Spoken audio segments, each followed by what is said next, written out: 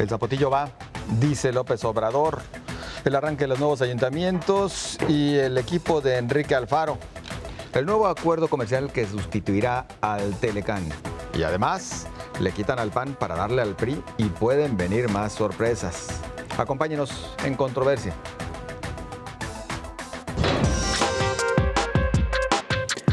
La presa El Zapotillo, rechazada en tiempos de campañas, reaparece como una opción innegable para concretarse. Sí va, confirma Andrés Manuel López Obrador en gira por Guanajuato. La considera como una importante opción para surtir de agua en los próximos 30 años a la ciudad de León y los Altos de Jalisco. El tema entonces no se discutirá con quienes llevan años defendiendo sus pueblos. En postura muy similar al tema de la creación de la Guardia Nacional Civil, que un día sí va, otro día no, y luego que tardará años. En discurso del fin de semana también sentenció con su extinción a ProMéxico. Crearon estas oficinas y ahí tienen a sus recomendados. Puro influyentismo. Ya no vamos a seguir gastando en eso. Embajadas y consulados harán el trabajo. Desde la Plaza de las Tres Culturas mandó el mensaje de que nunca jamás el ejército será utilizado para reprimir a la sociedad mexicana. Pero por otro lado, incumplió con la promesa de que regrese a los cuarteles. Y es de esta manera como estamos iniciando en Controversia. Saludo a mis compañeros. Sonia Serrano, buenas noches. ¿Qué tal? Muy buenas noches. Jaime Barrera. José Ángel, buenas noches y buenas noches a todos. Julio Ríos. Buenas noches. A David Gómez Álvarez. Bueno, nuestro deseo de que pronto se recupere. Sí, ¿Anímicamente o físicamente? No, se andaba Físico. enfermón de la gripa. ¿Tú por qué dices? ¿Por lo del gabinete o qué? Como no lo vi ahí, pensé que a lo mejor era anímico. Un saludo. Los cambios de clima, nada más. Un señor griponón, como decimos, Sí, no. comúnmente. Sí, anda doñadón. Bueno, y a propósito de este tema, la pregunta que le está haciendo Canal 44 a usted a través de Twitter, principalmente. López Obrador aún no toma posesión y comienza a desdecir varias de sus propuestas de campaña. ¿Se está traicionando o es coherente con las circunstancias reales? ¿Usted qué opina? Participe con nosotros, haga llegar sus comentarios, @Canal 44 TV, @Canal 44 TV en Twitter. ¿Qué está sucediendo con López Obrador en torno a este tema concreto del Zapotillo, Sonia? Pues como dice una cosa, dice otra, ¿no? Está un poco curioso. Bueno, pues había ido a Temaca en la campaña, Temacapulín, y se había comprometido con los tres poblados, con habitantes de los tres poblados de Temacapulín, Acacico y Palmarejo, a que no serían ahogados por la presa El Zapotillo. Luego, en una reunión que tiene ayer con autoridades de Guanajuato, les dice que el Zapotillo va, pero que además habrá agua para León, Guanajuato. No da más detalles, no. De hecho, la versión sobre lo que dice López Obrador se conoce a través de quienes acudieron a la reunión y no porque lo hubieran comunicado directamente del equipo del presidente electo. Lo toma, es decir, la declaración es muy ligera porque el tema es mucho más complejo que si tiene el apoyo o no lo tiene políticamente del presidente en turno. Hay que recordar que la presa está detenida a 80 metros no porque sea una concesión del actual gobierno, sino porque la Suprema Corte de Justicia de la Nación así lo determinó, porque los acuerdos vigentes solamente permiten la cortina hasta los 80 metros. Pero además hay 3 amparos que impiden que haya modificaciones en la presa y hay amparos también que impiden que se inunden los poblados. Hay amparos que impiden que los nuevos poblados, tanto Nuevo Acacico como Talicoyunque, sean habitados. Y además está todo este lío que es más enredado que nada, que es el del acueducto para llevar el agua a León. Entonces, si va a apoyar el Zapotillo, pues yo creo que primero tendría que sacar cuentas y estaríamos hablando de varios miles de millones de pesos para destrabar un proyecto como este. Luego está como antecedente lo que había señalado el gobernador electo Enrique Alfaro, en el sentido de que él también respalda que saquen adelante la presa El Zapotillo, y su señalamiento era que el agua se quedaría en Jalisco. Suponemos que entonces sería concretar este proyecto para llevar el agua de la presa El Zapotillo a la presa El Purgatorio.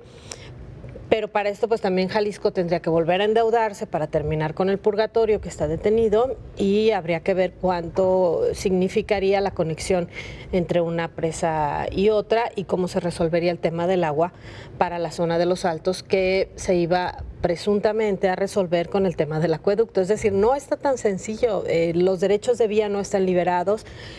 Hay 2 amparos, uno del ejido Agua de Obispo y uno de los ganaderos de San Juan de los Lagos, que impiden que el acueducto pase por esas tierras. Lo quiso resolver la Comisión Nacional del Agua pues con una mexicanada y pues entonces lo paso por el derecho de vía de las autopistas, y la SCT le dice no se puede, es imposible pasar el acueducto por los derechos de vía de la autopista. Pemex les ha negado que pasen cerca de los ductos de Pemex por el peligro que esto implica. Es decir, es demasiado complejo como para pensar que una declaración simplista como la que tuvo ayer Andrés Manuel López Obrador modifique las circunstancias. Y ya nada más para cerrar, hoy tuvimos en entrevista al padre Gabriel y nos decía pues que en realidad no es tan grave el tema de la presa, que si el argumento de las autoridades electas es que ya está la obra, pues está bien. El asunto es que no podrá llenarse a más de 60 metros para salvar a los pueblos, y además se tendría que garantizar el agua para los Altos y la zona metropolitana de Guadalajara, que es completamente distinto a todo lo que han señalado las autoridades. 60 metros no da para todos. Exactamente. Para León, los Altos, la zona metropolitana. Por supuesto que no. El problema es que López Obrador pareciera, lo hemos dicho en otras ocasiones, sigue en campaña. El problema también ahora con respecto al tema particular del Zapotillo, pues es que agua urge, y para tener agua se requieren este tipo de embalses. No hay falta de agua. O sea, ese es un cuento. Pues nos dicen que sí urge, ya nos dirá Julio Ríos en un momento que él conoce de la zona, pero sí se de que falta, los falta. agroproductores de los Altos, Altos. y De lo, que del se las van a quitar, y no lo de del que les Observatorio falta. Nacional del Agua dice que falta, y que Les van a quitar la poca que tienen. el caudal que hay no da ni para llenar la presa, y mucho menos para llevar a León y el área metropolitana de Guadalajara. Es como su gran preocupación, ¿no?, que han tenido, y que incluso decían, primero no la querían a 110, pero ahora no la quieren ni a 80 ni a 60, la quieren a 60, ¿no? Entonces, yo creo que cayó como balde de agua fría para todas estas organizaciones que están luchando contra el que se inunden sus pueblos, y que van ganando en los tribunales, como lo mencionaba Sonia, con estos 3 amparos. Entonces, sí es sorpresiva esta postura. A mí me sorprendió muchísimo. Yo pensé que en Guanajuato se iba a concentrar en el tema de la inseguridad, que Guanajuato está en el número 1 en cómo se elevó el número de muertos por toda esta batalla que hay por el huachicoleo, el robo de gasolina, en donde se han asentado las bandas de la delincuencia organizada por esa modalidad que cada vez les deja más dinero con menos inversión y con mucho más rápido, ¿no? Pero, a mí me sorprendió que haya dicho que la presa va y que el agua es para León y para los Altos, y que haya sacado al área metropolitana de Guadalajara, cosa que desde siempre vendió el gobernador Jorge Aristóteles Sandoval, desde que promovió esta promesa no cumplida de terminar con esta inercia de no traer agua a Guadalajara, que no cumplió, y lo que ha planteado también en campaña Enrique Alfaro. Entonces siguen los titubeos, siguen las ambigüedades en el discurso de Andrés Manuel López Obrador, no solamente en este tema que involucra directamente a Guanajuato y a Jalisco, sino en temas que tienen que ver con el delicado tema de la seguridad, donde ya habían dicho que Guardia Nacional no, ahora dicen que es una Guardia Civil, que se va a formar con militares, con marinos y con la Policía Federal, cuando pues una Guardia Civil está compuesta más bien por elementos civiles que están dirigidos por militares, pero no son los militares en sí los que pueden formar una guardia, como así se ha hecho en todas los países que tienen este tipo de cuerpos policiales. Entonces, pues habrá que esperar a ver qué de todo esto lo define y lo detalle a la hora que asuma la presidencia el 1 de diciembre. Julio.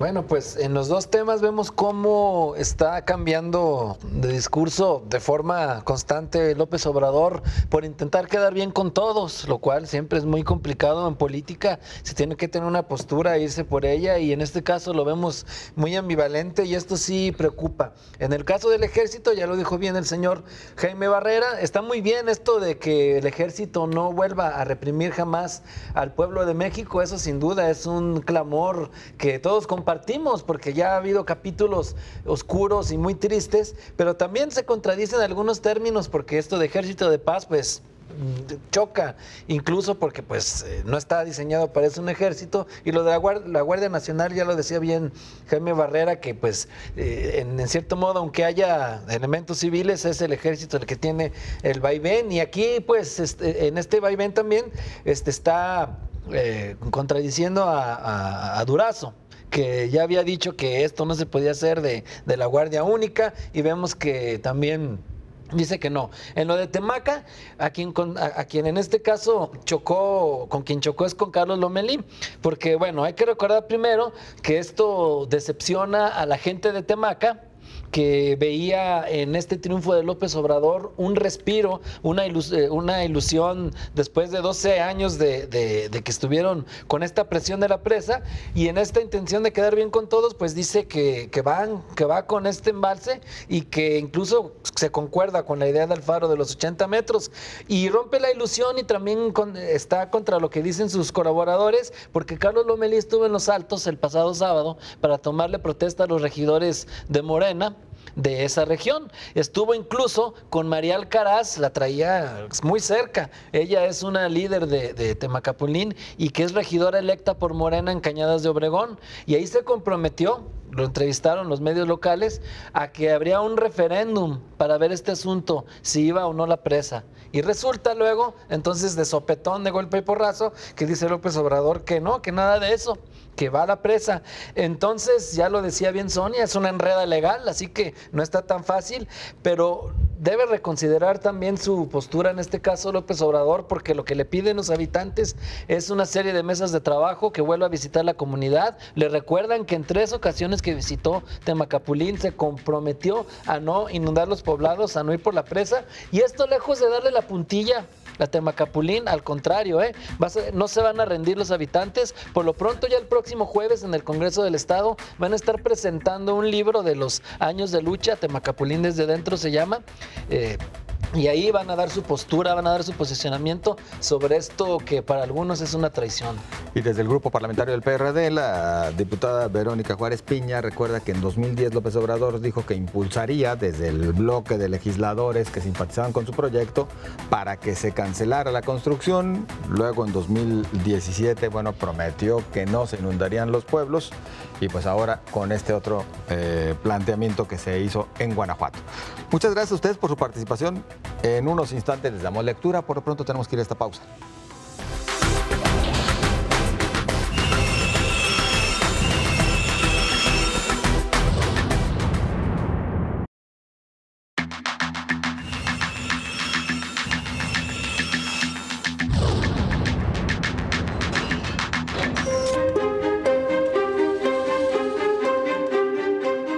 Los presidentes de los 125 municipios de Jalisco iniciaron funciones ya, en un escenario de relativa tranquilidad.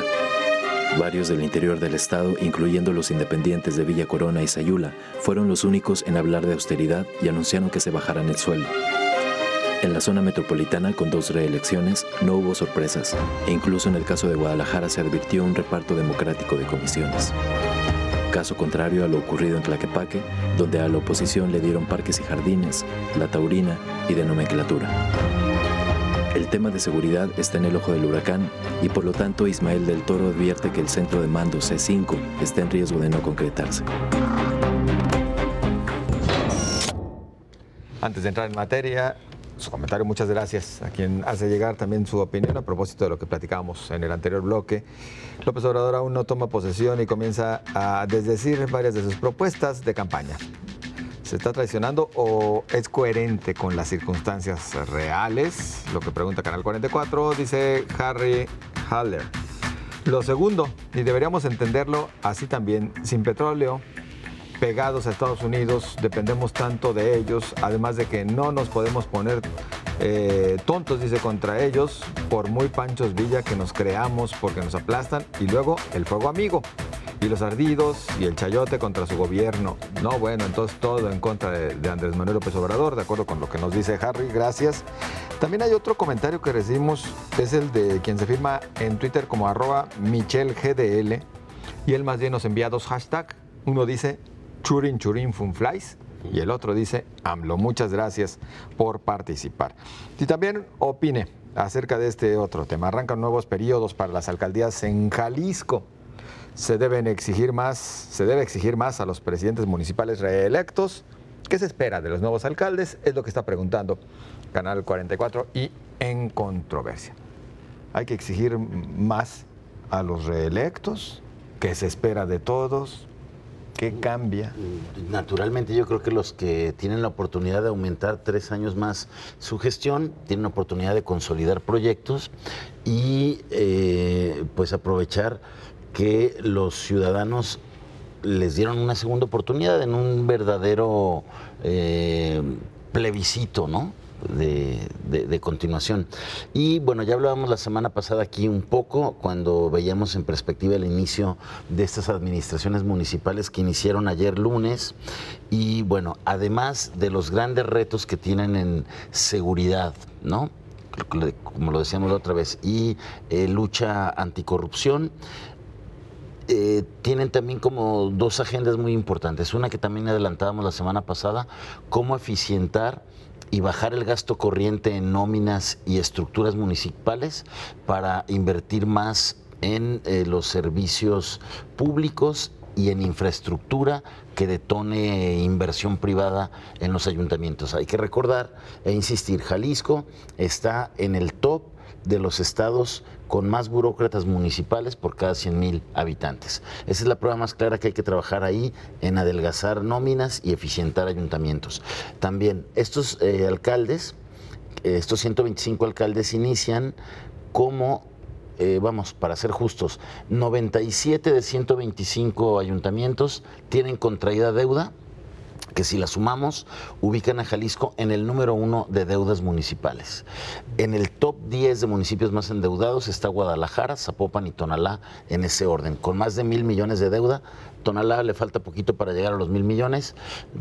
Zapopan, pese a que han pagado en estos 2 años bien por la ley de disciplina fiscal, siguen estando ahí, y algo que hay que hacer para responder mejor a esas deudas, no contraer más y eficientar gastos. Y yo creo que otro gran reto y otro gran tema de ayuntamientos es el tema de cómo van a aprovechar hoy de verdad el momento político para avanzar en una visión metropolitana que mejore servicios públicos y que nos ayude a tener un desarrollo urbano más ordenado y con menos desastres como los que tenemos hoy, y que se expresan claramente en el abandono de viviendas, donde muchas familias hipotecaron su patrimonio con el sueño de tener una casa, y pues la tuvieron que dejar ahí porque no tenían ni escuela, ni agua, ni transporte, ni centros de recreo, nada, absolutamente aisladas en una serie de tramas corruptas entre ayuntamientos y constructores que pues le arruinaron la vida a muchas familias. Entonces, creo que esta visión metropolitana es urgente, y ahí es clave el papel del IMEPLAN, al que le urge, insisto, dar un golpe de mando, de independencia, de autoridad, ¿no? Casi inevitable, Julio, mezclar este tema, el del arranque de las administraciones municipales, con el anuncio que justo hoy hizo Enrique Alfaro de buena parte de quienes le acompañarán en su gobierno en el estado. Hay quienes dicen que la caballada está flaca, porque hay, en algunos casos, bueno, caras poco conocidas en el servicio público. ¿Este sería también resultado de que le agandallaron los alcaldes?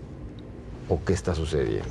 No, más bien se está llevando la gente que, tanto el esquema de las 4 grandes coordinaciones, como también prácticamente los funcionarios que tuvo en Guadalajara. No es que le hayan agandallado, porque de otra manera pues ellos se habrían quedado en los ayuntamientos. Se los lleva, y si hay algunos nombres de experiencia, a algunos no les agradan, a otros quizás sí, que el caso de Macedonio Tamés, el caso de Diego Monraz Villaseñor.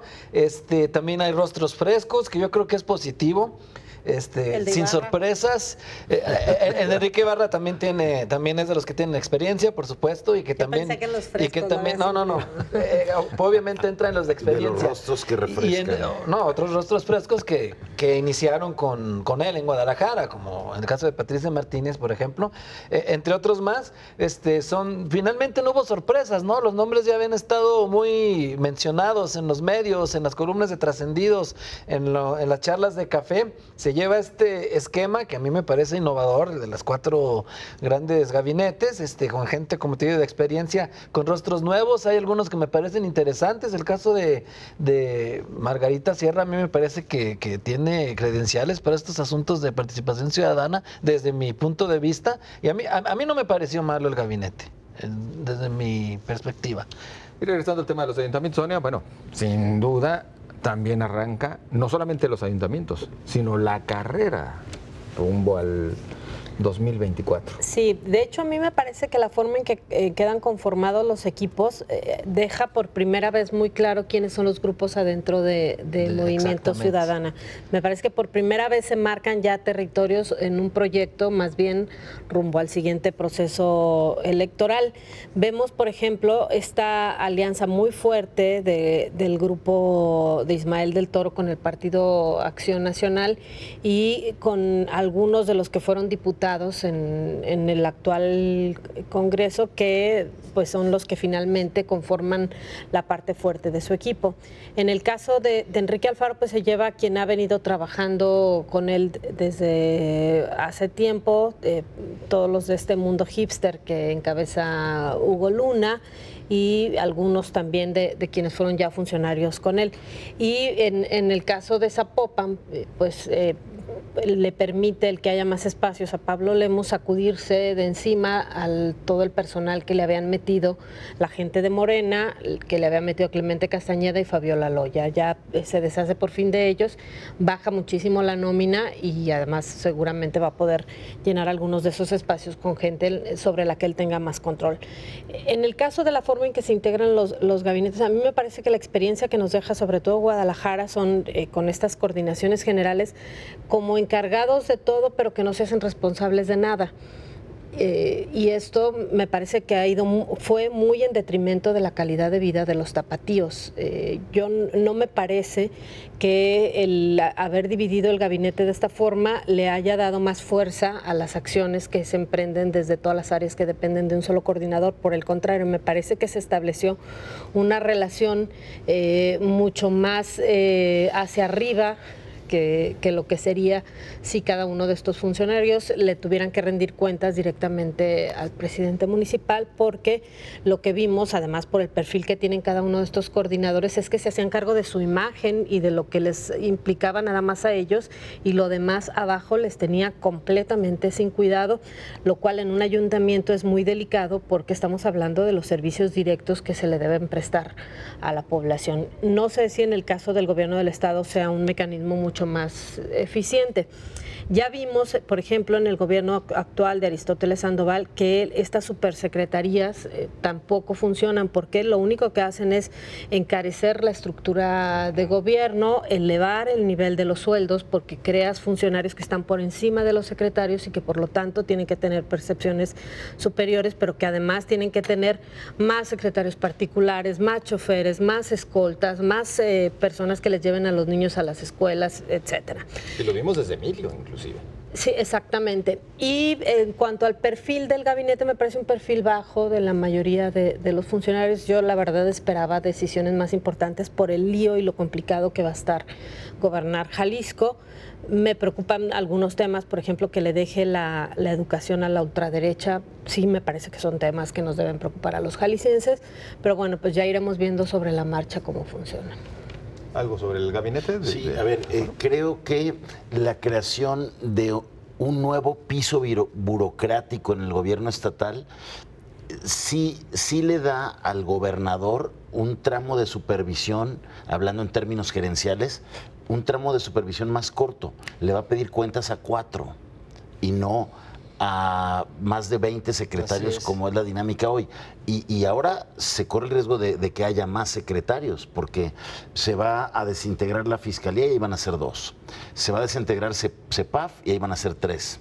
Se va la Secretaría de Movilidad. Sueldos más altos que secretarios. La Secretaría de Movilidad creo que se divide en transporte específico y en movilidad general o movilidad vialidad. Creo que vas a M-Plan. Entonces, vas a multiplicar secretarios y vas a tener a un piso aquí de 4 coordinadores que, ok, a lo mejor te hace más fácil la supervisión del equipo para el gobernador, pero eso habrá que ver si no se traduce en lo que decíamos hace rato de los ayuntamientos, en más gasto corriente, más sueldos, más nómina, más infraestructura burocrática, cuando hoy las recomendaciones... Pero además al gobernador del de hasta abajo. Sí, porque luego los secretarios se van a sentir como que a ver, yo ya no le voy a rendir al gobernador, le voy a rendir al coordinador, eso puede relajar el tema. Y la otra... si le funciona, le permite también hacer otro tipo de labores nada más entonces, ¿cuál es la responsabilidad para el gobernador electo? Y ver si eso no genera más gasto hoy, cuando las recomendaciones de organismos internacionales es justamente disminuir gasto corriente y aumentar inversión pública, sobre todo en infraestructura. Habrá que ver, ¿no? Y el gabinete actual y el anterior no eran mejores que este nuevo. Ahora nada más se trataba de que no se comparaba. Vamos a la pausa, nada más. Y regresamos. No se va.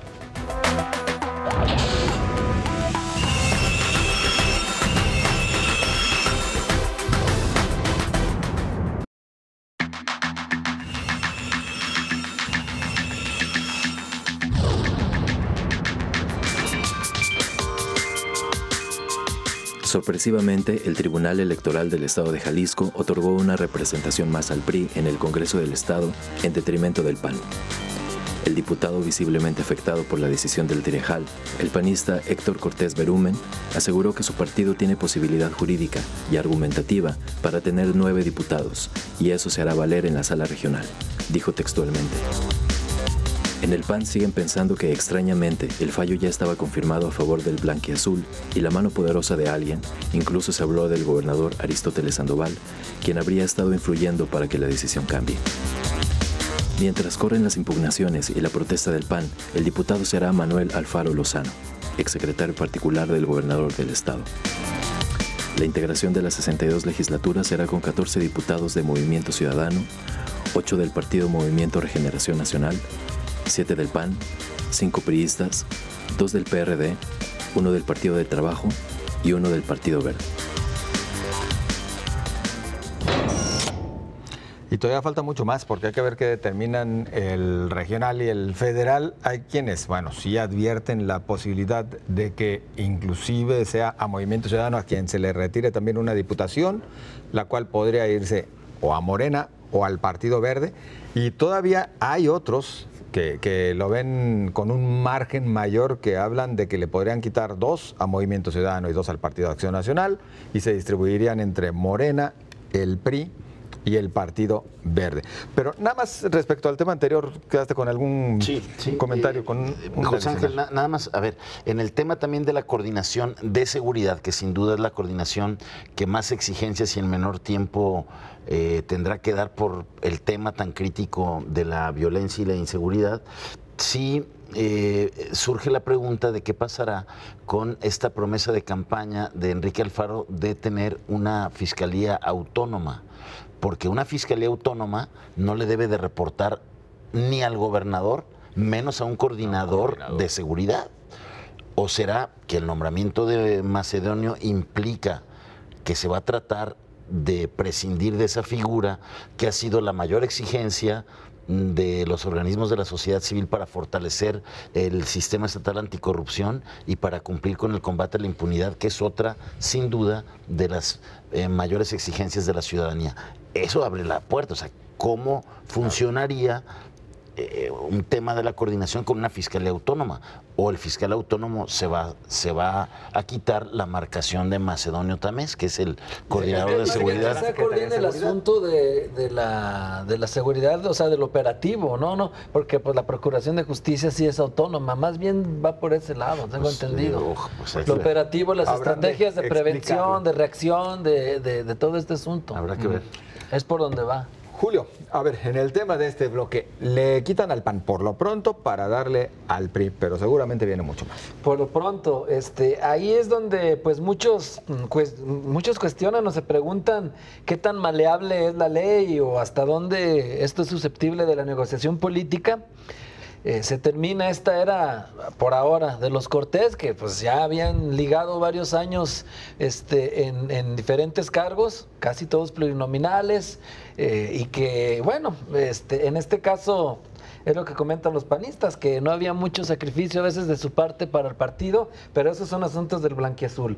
Yo creo que esto lo van a tumbar en la sala regional, y también en la sala superior si es que llega, porque sí fue cuestionado en este aspecto, y sobre todo por la manera en que se están comportando los tribunales electorales a nivel federal, que bueno, ahorita todo lo que sea como que vuela PRI, como en este caso es que es gente del gobernador, y que seguramente en el tribunal, ahora la lógica del tribunal federal es, pues, si es el PRI, lo tratamos como trapo viejo, con quien tengo que quedar bien ahora es con el nuevo presidente, y pues lo vemos, por ejemplo, en cómo Yanino Talora, que es la presidenta del Tribunal Federal Electoral, pues se ha estado reuniendo con gente de López Obrador y anda en esta onda de la austeridad del Poder Judicial con otros ministros de la Corte como Arturo Saldívar, que sí está enarbolando esta bandera de López Obrador de tratar de llevar esa austeridad al Poder Judicial, y entonces todo indicaría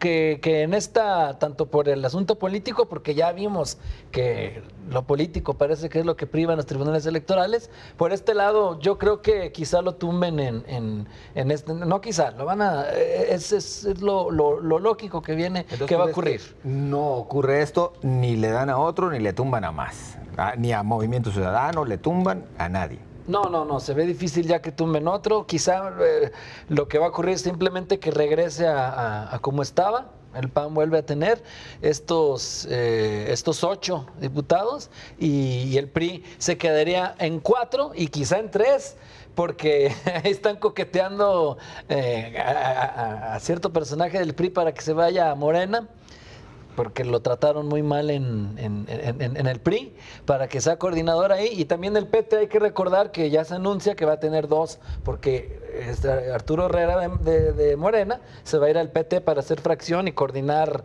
ahí esta mini bancada, aunque ya a la hora de ir en bloque, pero pues es conveniente pues tener 2 grupos parlamentarios, porque pues lo sabe bien, por ejemplo, Sonia, que cubrió muchos años Congreso, y así va a estar la configuración.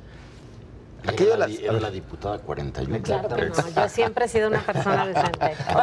De por sí las fórmulas son complicadas. Me refiero al dominio que tenías de la técnica legislativa y de todas esas cosas. No, yo era una reportera. A ver, Sonia, las fórmulas son complicadísimas de por sí, pero la verdad es que siguen cuestionando mucho al Instituto Electoral. Ambiguas, además. No, yo creo que el origen de todo es desde que se hacen las reformas.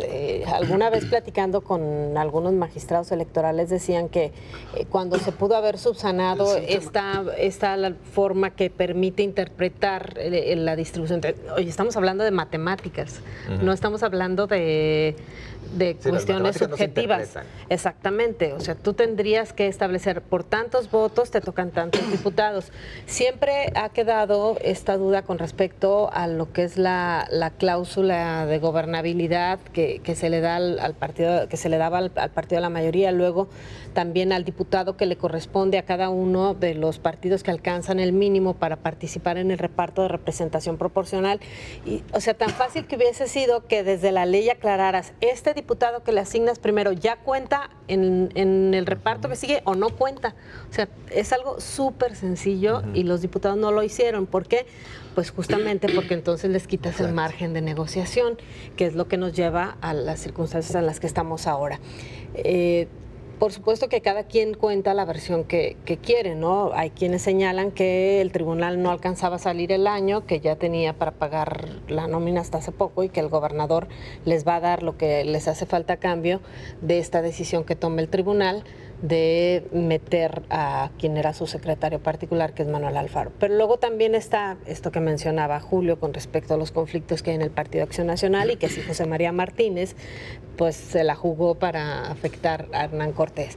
Luego también hay otra parte que tiene que ver con los otros partidos que también están peleando, que son Morena y el Partido Verde, que si les aplicas lo mismo que sucede con el Partido Acción Nacional, entonces tendrían razón, porque están subrepresentados y Movimiento Ciudadano está sobrerepresentado. Y la otra parte que también tiene que ver con el tema de la equidad, que hay quien asegura, sobre todo al interior del PRI, que el lugar no le corresponde a Manuel Alfaro, sino que ya tendría que seguir una mujer, que es como tendrías que integrar la lista de representación proporcional, que tendrías que descartar a Manuel Alfaro, luego al que sigue, que es otro hombre, que creo que es Tomás Figueroa, y después meter a Verónica Martínez, la que fue senadora.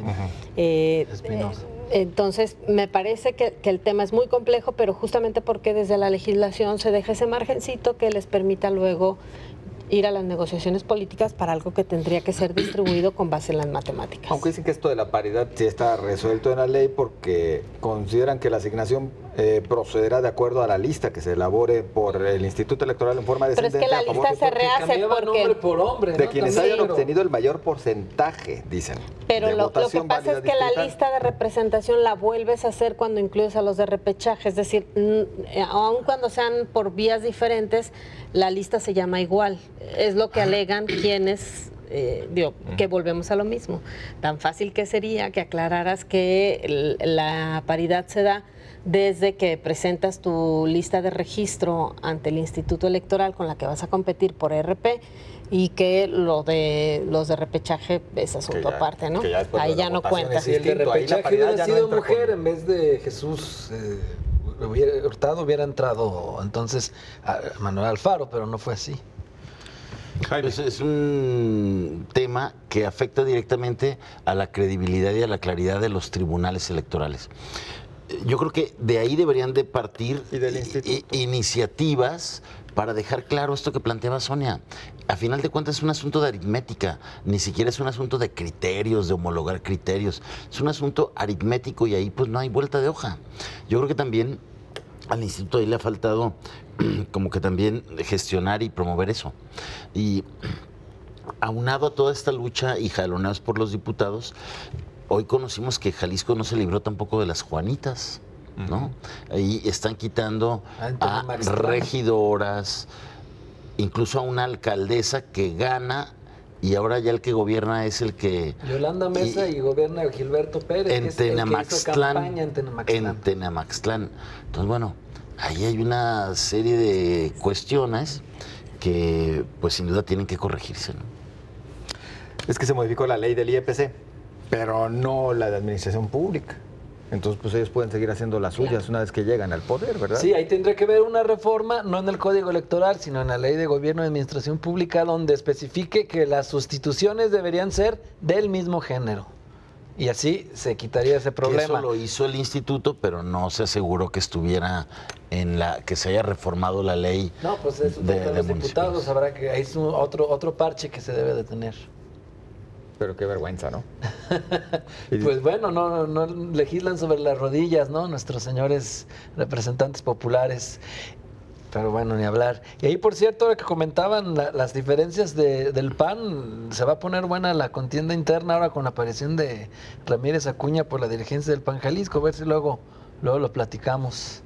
Pues ya va a ser Pilar Pérez Chavira, ¿ya para qué? Bueno, pero al menos le van a poner saborcito. Bueno, tenemos que ir a la pausa, continuamos, regresamos para platicar del qué nombre. Hay que buscar cómo le vamos a llamar.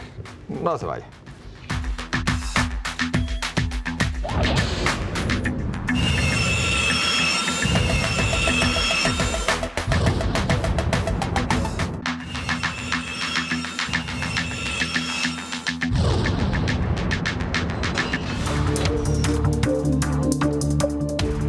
Trump aplicó la de divide y vencerás. Firmó primero con México y luego con Canadá un tratado que le resulta benéfico a su país, Estados Unidos. El acuerdo bilateral terminó sumando a Canadá, y aunque son 3, ya no será Tratado de Libre Comercio de América del Norte. Le cambió hasta el nombre y lleva el sello estadounidense. Acuerdo Estados Unidos-México-Canadá, USMCA por sus siglas en inglés. México asegura que solo estuvo de por medio el tema comercial, pero Trump sostiene que un factor importante fue la seguridad fronteriza y la construcción del muro. El maravilloso acuerdo, como lo ha llamado Trump, fue concretado luego de que Estados Unidos y Canadá resolvieron temas como el mercado lácteo canadiense, altamente protegido y al que los productores estadounidenses tendrán un mejor acceso. El secretario de Relaciones Exteriores, Luis Videgaray, confirmó que será el presidente Enrique Peña Nieto quien firme el convenio por México, antes del 1 de diciembre, que es cuando rendirá protesta Andrés Manuel López Obrador. Pues todos lo aplauden, inclusive el presidente electo Andrés Manuel López Obrador dice que es mejor llegar cuando ya está en un acuerdo que iniciar negociándolo, pero la verdad de las cosas es que sí, como que está muy pintado del trumpismo este nuevo acuerdo comercial. Entramos en materia en unos momentos, antes algunos de los comentarios de ustedes a propósito ya de este tema con el que vamos a arrancar y también otros de los que hemos abordado durante este espacio. López Obrador aún no toma posesión y comienza a decir varias de sus propuestas de campaña. ¿Se está traicionando o es coherente con las circunstancias reales? Preguntó Canal 44 y Lucía Berbera Díaz dice que nos extraña. No es la primera vez que se desdice y luego dice que escuchamos mal. Muchas gracias, Lucía, por participar. ¿A qué país beneficia más el acuerdo de Estados Unidos, México y Canadá? La pregunta a propósito de lo que iniciaremos a comentar en estos instantes. Francisco Valencia Goulart, saludos, dice igual que el TLC, el nuevo tratado beneficiará primero a Estados Unidos, luego a Canadá y a México lo va a seguir fregando. Con el TLC nuestras mejores empresas, las minas y nuestro petróleo se lo llevaron. Muchas gracias por participar. Antonio Lamas dice, creo que los 3 países salen beneficiados. Muy amable. También gracias a Guillermo Coronado, quien nos menciona se tendría que revisar en lo político a Trump, en resolución de controversias de Canadá, en lo económico a los 3, pero dependerá del sector e industria. A México le beneficia al lograr la renegociación ante el peligro de la posible denuncia del Telecán por Estados Unidos. Supongo que se refería más bien a una renuncia más que denuncia. Muchas gracias, Guillermo Coronado, por participar. ¿Benéfico? Yo creo que se logra mantener el tratado trilateral de comercio que habíamos platicado que pues ese era el reto, ¿no? Y lo que había logrado México era un acuerdo binacional solamente entre Estados Unidos y Canadá y bueno, pues quedaba la duda de si Estados Unidos y Canadá se iban a poner de acuerdo. Se suben de última hora y lo que se logra ahí es mantener el tratado trilateral, que es lo que más le conviene a México, en el sentido de no estar en una mesa solo ante una economía totalmente pues distinta, desequilibrada, y con Canadá pues puede fortalecer la negociación.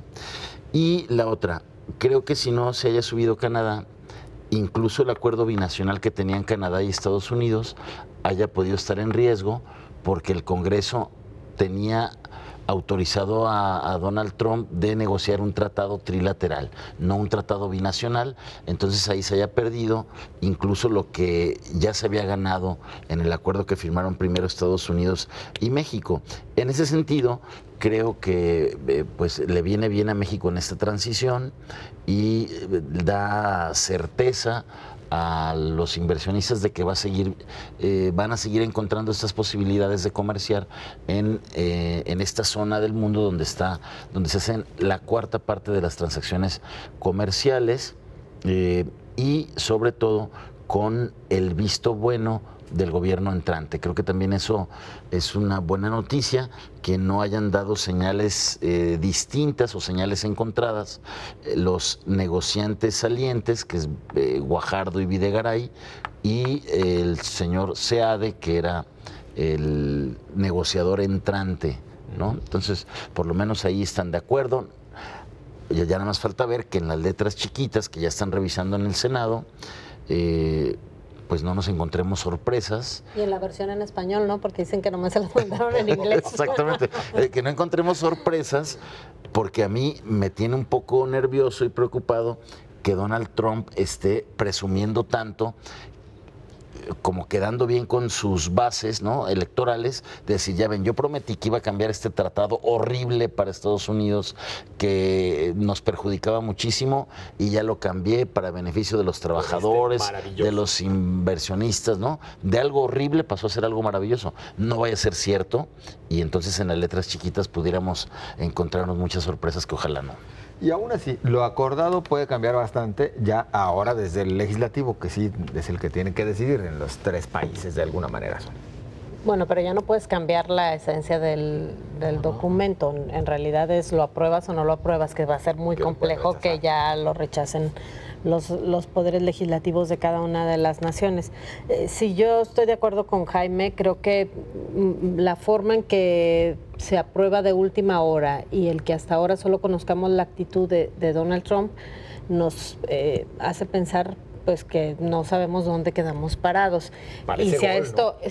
sí, y si a esto le sumas pues esta parte que señalaban hoy algunos de los senadores de que esperarán y que además tiene que ver con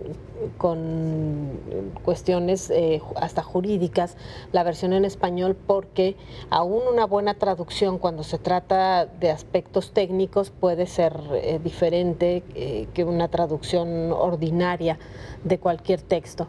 Entonces, en esa parte supongo que sí habrá que esperar que son estos detalles, aunque también hay otra parte que creo que Donald Trump ha sido más bluff que realidad en muchos de los temas que se han abordado y ha terminado cediendo en muchos de estos. Creo que habrá que estar más bien pendientes de algunos productos en particular, temas de aranceles para productos en particular, restricciones sobre todo de exportaciones de nuestro país y ver las consecuencias que esto tendría en la economía de ciertos sectores. Por lo pronto lo que sí pues suena de por sí extraño es que cuando hablas de que ya hay un acuerdo no muestres buena voluntad y por lo pronto Donald Trump mantiene los aranceles al acero y al aluminio y dice no se piensa retirar de momento, es decir, sigue con este doble discurso que termina resultando ofensivo, por lo menos tanto para Canadá como para México.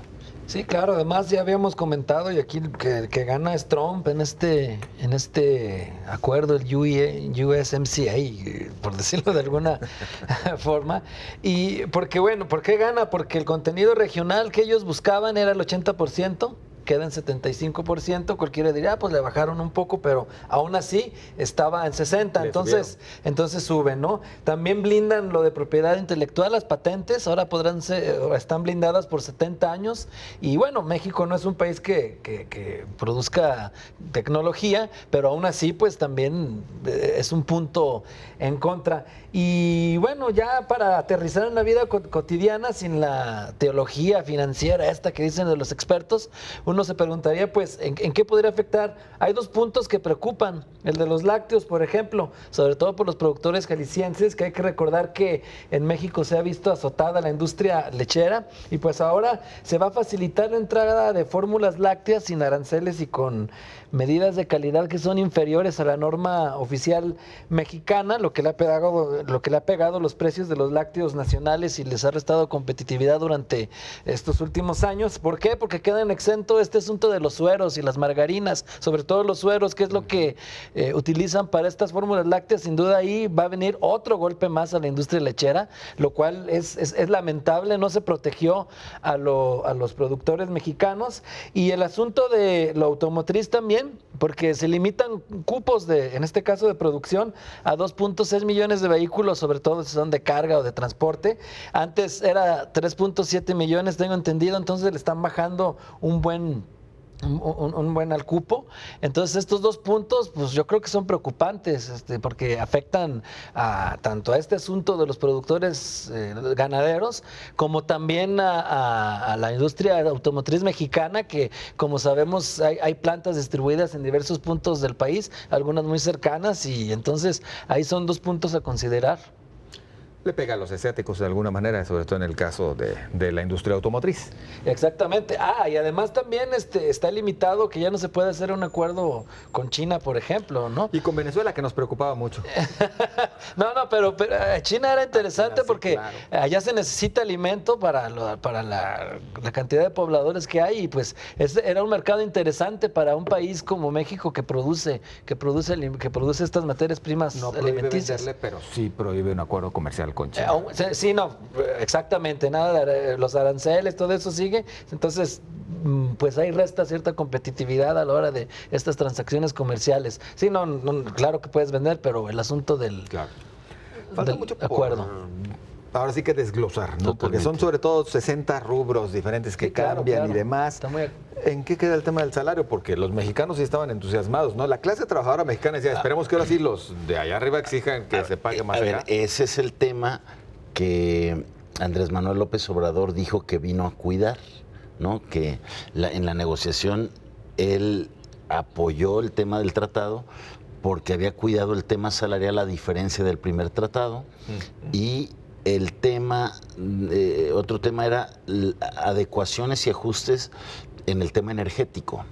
Entonces, bueno, lo que viene es ver que efectivamente en el tema automotriz los trabajadores de las armadoras en México puedan tener ese beneficio salarial por lo que dice el tratado, que dicen que dice el tratado, o sea, nos falta verlo en las letras chiquitas. Exactamente. Dicen, los autos deben de tener cierto porcentaje de componentes, 40%, de fábricas cuyos trabajadores ganen al menos $16 la hora, si mal no recuerdo el dato.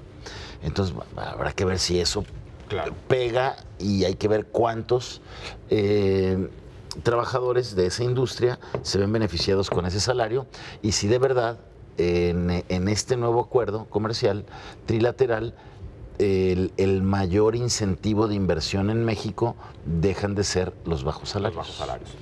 Tenemos más comentarios de ustedes. Antes de despedirnos, agradecemos su participación. Y les damos lectura en este instante. ¿A qué país beneficia más el acuerdo de Estados Unidos, México y Canadá? Nos dice Robert Sandoval, beneficiará más a Estados Unidos porque nuestro gobierno siempre ha agachado la cabeza y tenemos un gobierno muy malinchista que muy poco defiende a su gente. Simplemente los salarios no los aumentan nuestros empresarios. Muchas gracias, Robert. Y gracias a todos ustedes. Se nos quedan algunos en el tintero, pero nos tenemos que despedir, compañeros. Gracias. Buenas noches. Buenas noches a todos. Muy amables, buenas noches. Buenas noches.